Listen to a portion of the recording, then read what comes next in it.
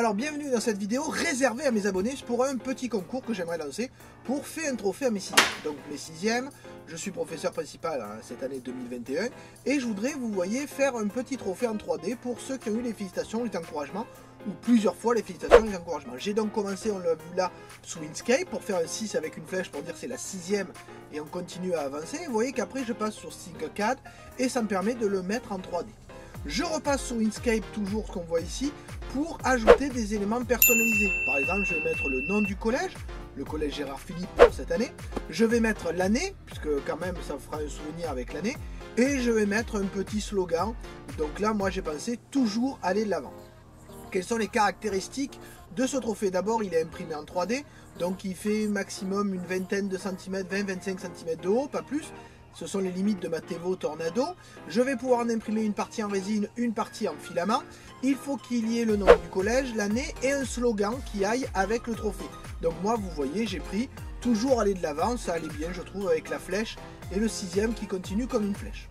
Donc sous Tinkercad, j'ai enregistré les différents éléments de mon trophée de façon séparée, ce qui me permet de les incruster dans le 6 un peu stylisé avec la flèche.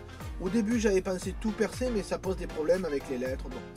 Une fois que ce trophée sera fait, il y a une autre caractéristique, qui doit avoir un socle. Donc vous le voyez là, je suis en train de faire un socle à peu près rond, alors vous pouvez le faire carré, hexagonal, ce que vous voulez, qui prend pas trop de place, mais qui permet de poser le trophée. D'ailleurs, vous voyez que j'ai creusé ce trophée à l'aide de ce socle, à l'aide d'un trophée vide. Et dernière contrainte, j'allais dire, vous devez absolument pouvoir avoir des positionnements pour que les élèves puissent mettre ce qu'ils ont eu comme récompense. Félicitations, compliments ou encouragement. Oui, d'ailleurs, là, j'ai mis 2 étoiles à l'encouragement, il n'en faut qu'un, il faut 2 étoiles au compliment, enfin bon.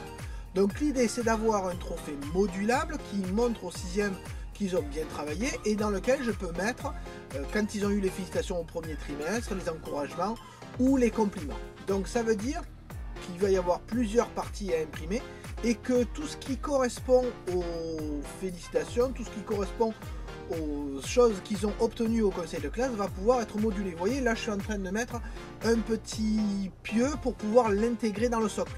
Donc je compte avoir un petit plot qui va s'intégrer avec la gratification qu'ils ont eu, les félicitations, l'encouragement ou le compliment.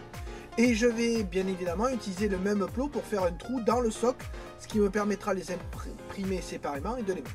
Donc si vous voulez participer à ce concours, n'hésitez pas à soit faire une petite vidéo, soit m'envoyer le trophée. Je pourrais choisir soit celui que j'ai fait, soit celui que vous avez fait. En tout cas, n'hésitez pas à le partager, amusez-vous bien. Bon travail et à bientôt.